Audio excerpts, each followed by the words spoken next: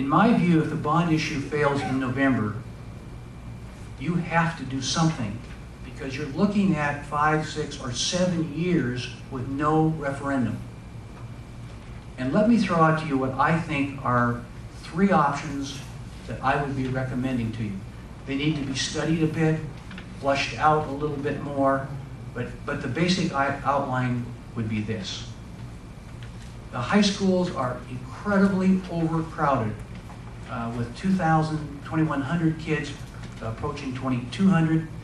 With the population that's in the school district today, that is the 3rd, 4th, 5th graders, as they move through the pipeline and eventually get to the high school, Dutch Fork and Irmo are going to be at the 2,300 and 2,400 student level in 5 and 6 years.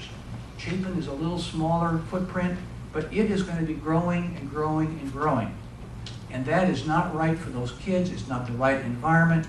And I think, given the fact that you're going to be looking at 5 to 7 years with this condition, you simply cannot add more portables and ask those schools to take on more and more kids with the space they've got. Now, the core capacity for Dutch Fork and Irmo are approximately 1,600 or 1,700.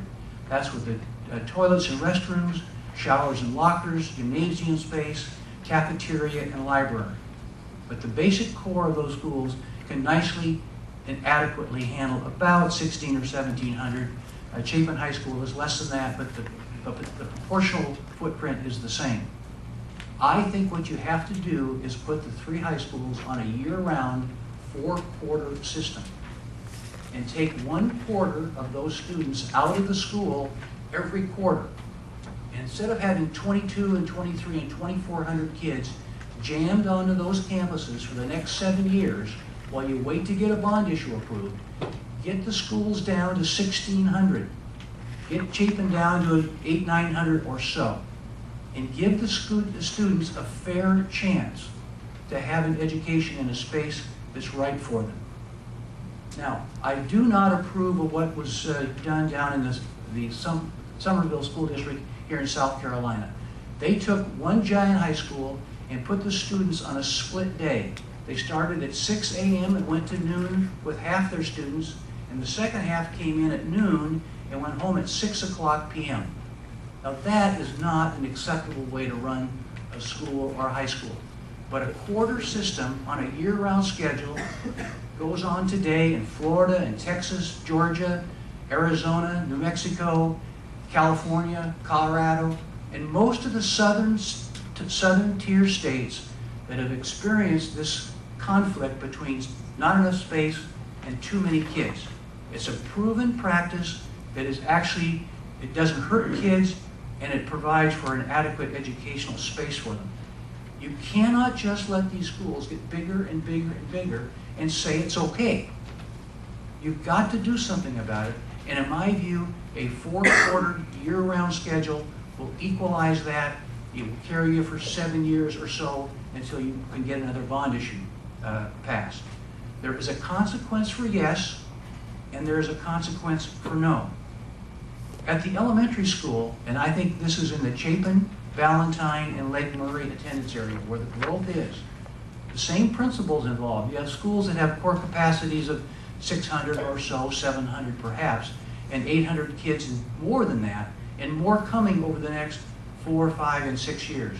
I think you have to put those 3 schools on a year-round schedule. A 4-quarter system that brings them down to the core capacity of the school of about 600 or 700 and rotate them through the school. It's done all over the Southeast, Florida, Texas, Arizona, Colorado, Nevada, and California.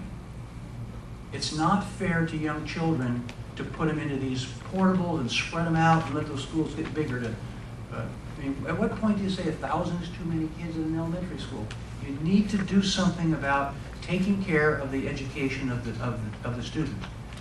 What is not acceptable, what is not acceptable is to put a youngster in Chapin Elementary School on a school bus in the morning at 6:30 and drive them down to a space that might be open at Lee Park or Seven Oaks or something in some other part of the school district. It's not fair to young children to do that to them. when you have space available and can go to a year-round 4-quarter system and keep them within walking distance or short bus rides to their own home. There's a consequence for yes, and there's a consequence for no. And then my third proposal is this. When you look at the IRMO attendance area and look at the space available in those 5 elementary schools and count the kids, you have one more elementary school in that attendance zone than you have students. And I think you need to face up to it and close one of those schools. And those schools would be IRMO Elementary School, Leapart, Harbison West, Seven Oaks, and Corley, and Nursery Road Elementary School. One of those 5, you only have enough students for 4. I think you need to face up to that, and that's likely to be the life for the next 5 or 6 years.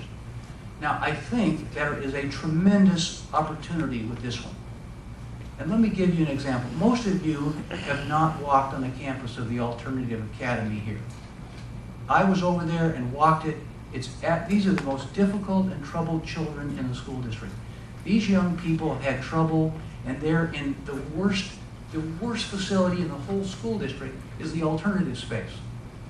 I think what you do is close one of those elementary schools, set aside about 1/3 of the building, library, offices, and an educational wing, and put your alternative kids in that closed elementary school and use it as an alternative site. It puts the kids in a good spot, in a good place.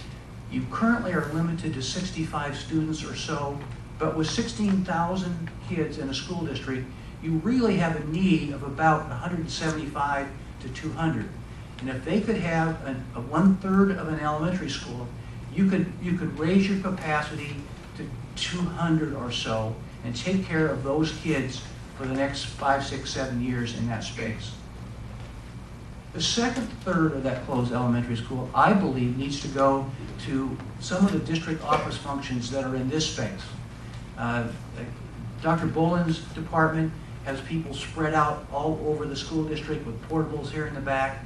I think we ought to take his department and all of the people in the instructional services division and move them to 1/3 of that closed elementary school.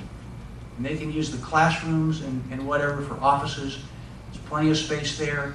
It gets them out of portables. It opens up this building and takes some of the pressure off of the current DO. The third third of that closed elementary school should be used for warehouse maintenance and district support services activities. If you've ever walked up back here into the warehouse, the maintenance facility, and see where these people work every single day, it's terrible. And you have an opportunity to take a space in one of the elementary schools and use about 1/3 of it for that function and that activity. So you're using it for other educational purposes. You're not taking it offline, but you're going to get better productivity and have better work spaces, as well as making your schools more functional and bringing them up to and towards capacity. By the way, that's done all over the Northeast, from New York and Pennsylvania and the northern tier school districts where populations have declined over the last 15 or 20 years. That's what they've done all over that part of the United States, taking extra space and using it for other educational purposes. Now, what will this do? But it's not like these are great new and clever ideas. They're used. The closing idea is used all over the northern part of the United States, and the year-round system is used all over the southern tier of the United States. You can go online, pick up a notebook. They have conferences on this. There would be a little dislocation right at the beginning, but after a week or 2 or 3, it would be just fine. And your kids, your high school kids, would be in a school built for them. The elementary schools would be sized right, and your IRMO elementary school area would also be sized right.